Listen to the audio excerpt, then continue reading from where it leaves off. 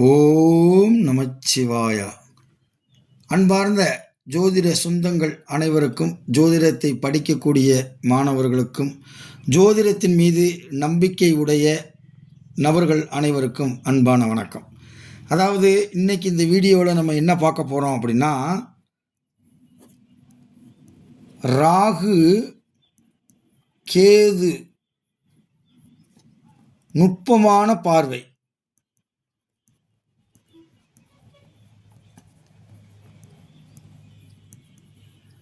இதுதான் இன்றைக்கி நம்ம எடுத்துக்கிட்ட ஒரு தலைப்பு.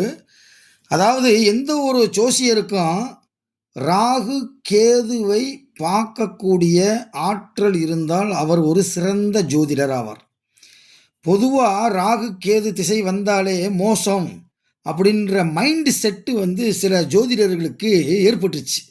ராகு திசை வந்துருச்சா ரொம்ப கேர்ஃபுல்லாக இருங்க, ராகு திசை கேது திசை வந்துருச்சா உங்களுக்கு ரொம்ப கஷ்டம் வரப்போகுது அப்படின்ற பொதுவான கருத்தை எல்லா பேரும் சொல்கிறாங்க. பல ஜோதிடர்களுக்கு இந்த ராகு கேதுவை எப்படி பார்க்கணும், ராகு கேது கெட்ட கிரகமா அப்படின்னா கிடையாது.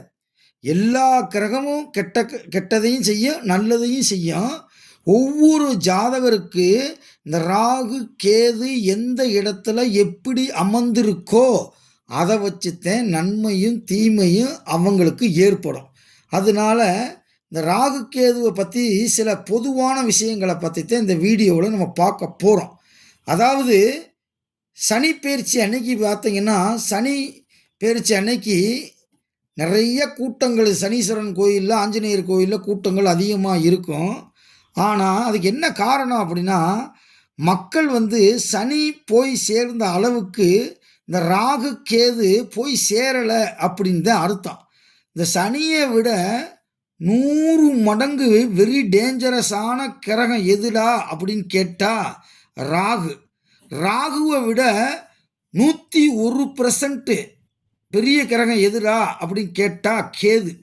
அப்போ பாருங்கள், நைசர்கிய பலன் அப்படின்னு சொல்லி ஜாதகத்தில் ஒரு கிரகத்தை விட இன்னொரு கிரகம் வலிமையானது, அந்த கிரகத்தை விட இன்னொரு கிரகம் வலிமையானது, இப்படியே சொல்லிக்கிட்டே வர்றப்ப கடைசியாக எல்லா கிரகத்தை விட வலிமையான ஒரே கிரகம் எது அப்படின்னா கேது அப்படின்னு சொல்லுவாங்க. ஓங்கி அடித்தா 1.5 டன் வெயிட்டு அப்படின்னு நீங்கள் கேள்விப்பட்டிருப்பீங்க. கேது அடித்தா 1000 டன் வெயிட்டு. அதாவது ஒரு டன் அப்படின்றது 1000 கிலோ. அதே ஒரு டன்னு 1000 கிலோ கொண்டது ஒரு டன்.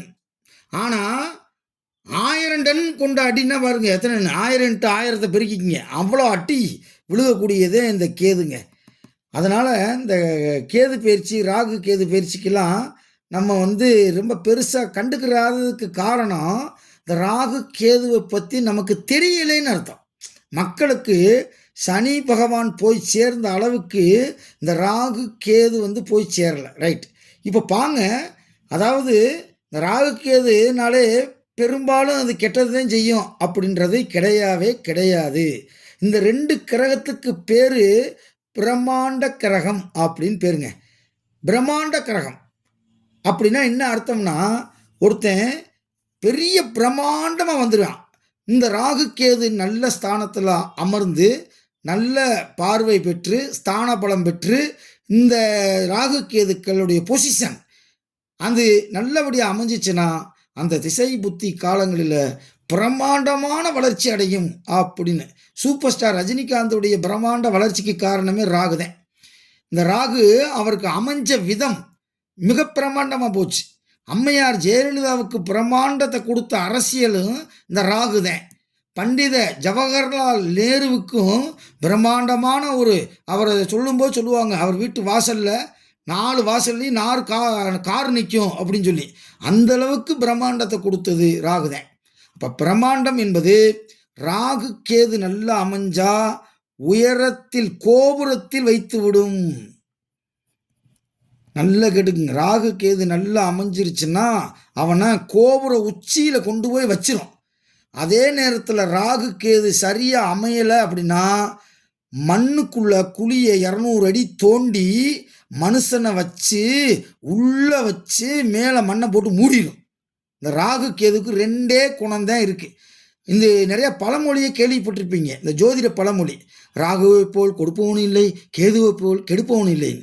ஃபஸ்ட்டு இந்த பழமொழியே தப்பு. அதை தெரிஞ்சுக்குங்க. ராகுவை போல் கொடுப்பவனும் இல்லை, கேதுவை போல் கெடுப்பவனும் இல்லைன்னு. அப்போ கேதுனா கெடுப்பவன் அப்படின்ற மைண்டு செட்டு வந்துருச்சு இந்த பழமொழினால். கேது எப்படி எப்படி கொடுக்கும் அப்படின்றத பற்றி பார்க்க போகிறோம். ராகு எப்படி எப்படிலாம் இருந்தால் கொடுக்கும் அப்படின்றத பற்றியும் பார்க்க போகிறோம். கெடுப்பதையும் கொடுப்பதையும் பார்க்க போகிறோம். பாருங்கள், இது ரெண்டுமே. இது ராகு என்பது என்னன்னா அரவுகள். அரவு அப்படின்னா பாம்புன்னு பேருங்க. அரவு கிரகங்கள். இந்த இரவு கிரகங்கள், சாயா கிரகங்கள், நிழல் கிரகங்கள் அப்படின்னு பல பேர் இருக்கு. அரவு என்றால் பாம்பு. சரி, பாம்புனா இந்த ரெண்டு பாம்பு ஒரே பாம்பா அப்படின்னு கேட்குறீங்க. கிடையாது. இது ஆண் பாம்பு, ஆண் கிரகம். இது ராகு கரும்பாம்பு. கரும்பாம்பு. கேது செம்பாம்பு. கரும்பாம்பு பெருசா செம்பாம்பு பெருசா அப்படின்னா இந்த ரெண்டில் எது வலிமையானதுன்னா ராகுவை விட கேது வலிமையானவன் என்பதை நீங்கள் தெரிந்து கொள்ள வேண்டும். கரும்பாம்பை விட செம்பாம்பு வலிமையானது என்பதை பற்றி தெரிந்து கொள்ள வேண்டும். இந்த ராகு கேதுவை மட்டும் வச்சு நம்ம ஒரு 100 வீடியோ போடலாம், அவ்வளோ செய்திகள் போடலாம். இருந்தாலும் என்னால் எந்த அளவுக்கு முடியுதோ இந்த வீடியோவில் நிறையா கருத்துக்களை சொல்கிறதுக்கு நான் ஆசைப்பட்றேன். வாங்க போவோம். அதாவது இந்த ராகு கேது எங்கே அமரணும் அப்படின்னா ஃபஸ்ட்டு ராகுவை எடுத்துக்கிடுவோம்.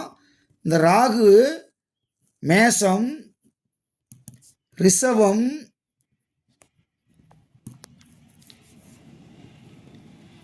ரிஷபம், கடகம், கன்னி, மகரம் இவற்றில் அமர வேண்டும் இந்த ராகு. நம்ம ஏற்கனவே ஒரு வீடியோவில் சொல்லியிருக்கோம். சில பேர் அந்த வீடியோவை பார்க்காம இந்த வீடியோவை மட்டும் பார்ப்பாங்க. அவங்களுக்காக இந்த செய்தியை சொல்கிறேன். ராகு மேசம், ரிஷபம், கடகம், கன்னி, மகரம் இந்த 5 இடத்தில் அமர்ந்திருந்தால் அது நல்ல யோகம். சரி, இந்த இடத்துல இருக்கணும். அது உபஜயஸ்தானம் என்று சொல்லக்கூடிய 3, 6, 10, 11 லாபஸ்தானம் இந்த இடமாவும் வரணும். சார் எனக்கு கடகமாக வருது சார், ஆனால் 8வது இடமா வருது சார்னா அவுட்டு.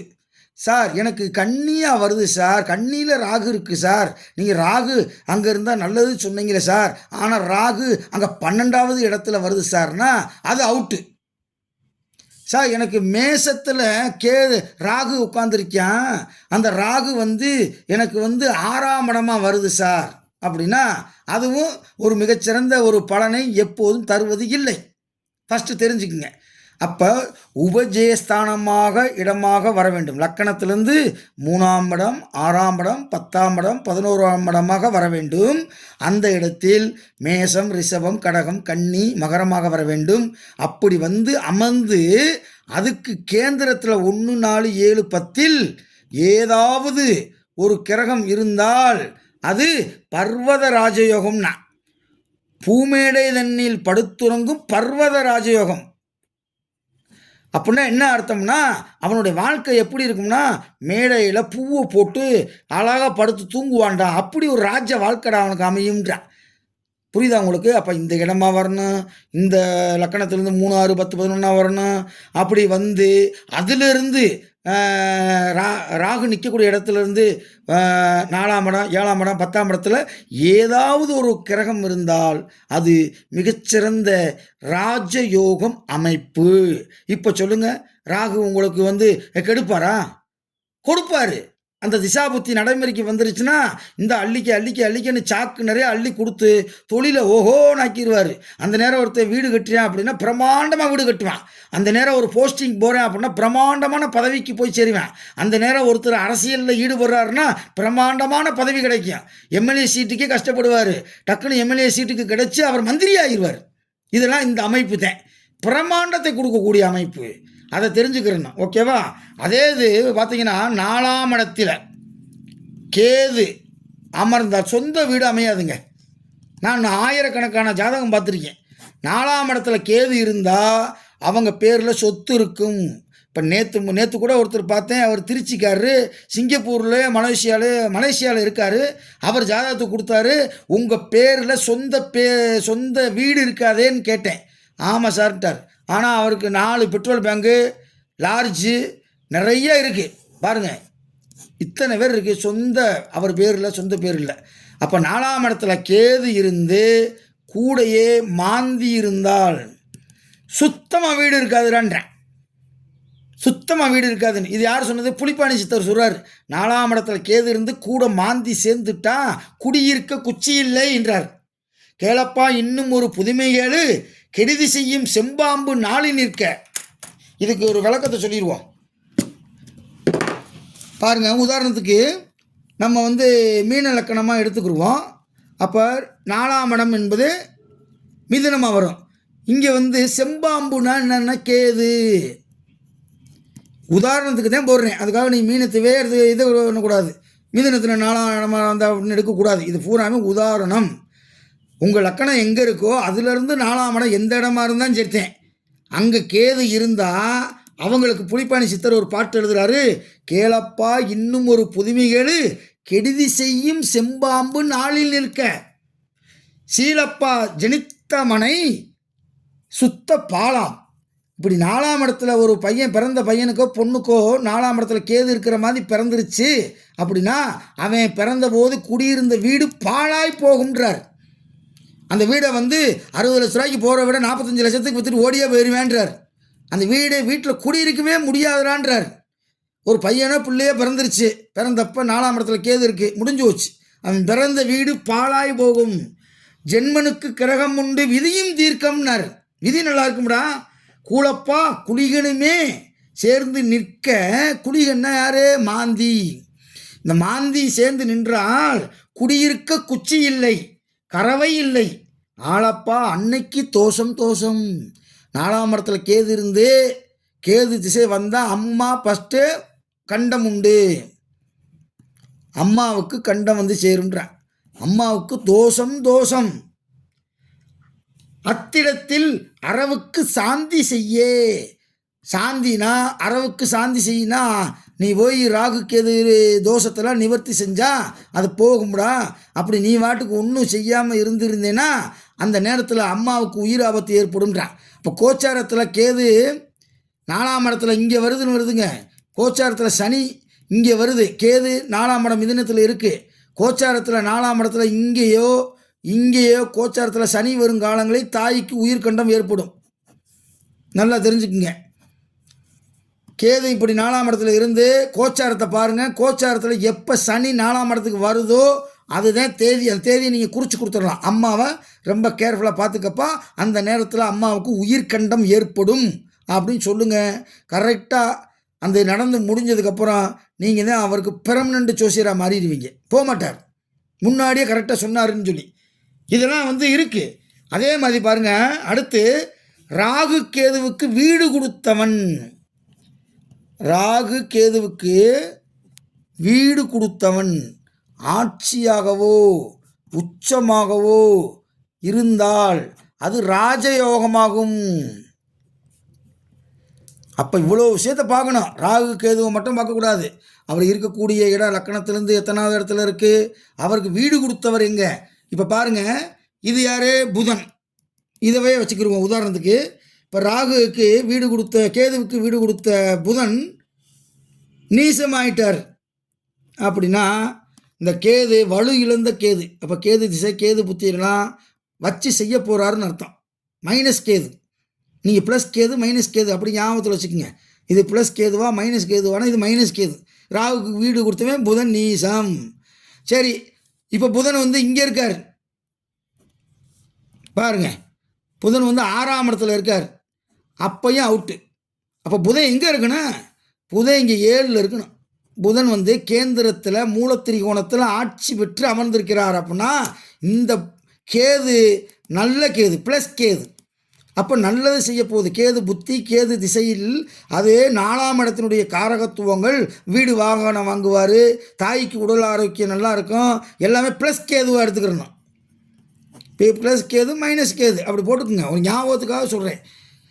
புரியுதா? அப்போ ராகு கேதுவுக்கு வீடு கொடுத்தா நல்லா இருக்கணும். அதுக்கடுத்து ராகு கேது கும்பத்தில் ஆட்சி பெறும். பாருங்கள், கும்பத்தில் ஆட்சி பெறும். இங்கே கேது இருக்குது அல்லது ராகு இருக்குன்னா இது கும்பத்தினுடைய ஆட்சி வீடு. விருச்சிகம், இதுதான் விருச்சிகம். ராகு கேது இங்கே இருந்தால் இது உச்ச வீடு. இதுவும் உச்ச வீடு, கடகமும் உச்ச வீடு. பாருங்க, இப்போ கடக லக்கணமாக வந்து ஒருத்தருக்கு கடக லக்கணமாக வருது, அங்கே ராகு இருக்கார், லக்கணத்தில் ராகு இருக்கார், டாப்பில் போயிடுவார். இப்போ கடகத்தினுடைய யார்? இப்போ சந்திரன் உச்சம்னு வச்சுக்கோங்க. இப்படி இருக்குது ஒரு அமைப்பு இருக்குது அப்படின்னா ராகுக்கு வீடு கொடுத்தவே உச்சம்.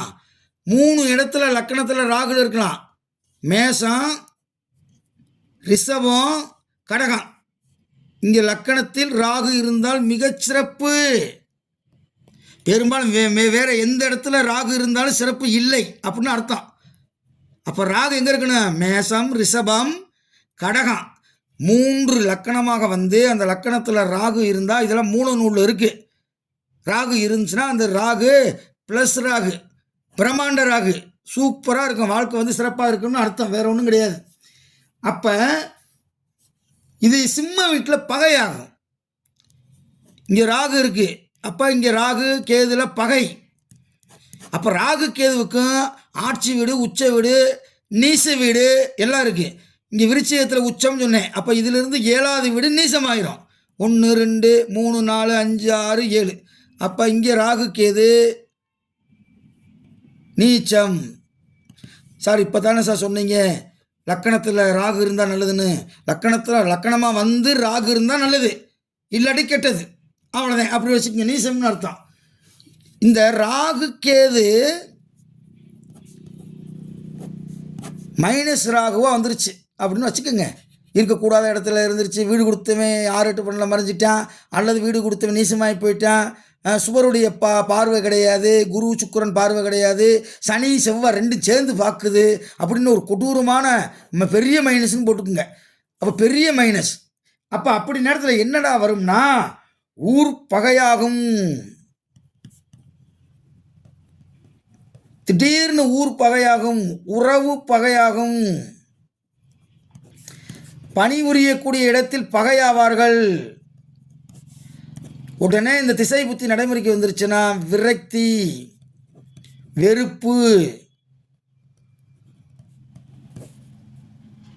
அதாவது இறந்து போகலாமா அப்படின்னு தோன்ற அளவுக்கு ஆக்கிவிடும். விரக்தி ஆக்கி விட்டுரும், வெறுப்பு உண்டாக்கி விட்டுரும்.